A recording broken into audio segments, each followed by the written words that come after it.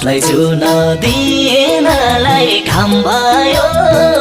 मलाई तिमी सम्झिने काम भयो आफूसँग आफै हारे मैले घामलाई सोधिन कि जुनलाई सोधिन अब कसलाई सोधौं उनको बारेमा दिनलाई घाम भयो मलाई तिमी सम्झिने काम भयो आफूसँग आफै हारे मैले घामलाई सोधिन कि जुनलाई सोधिन अब कसलाई सोधौं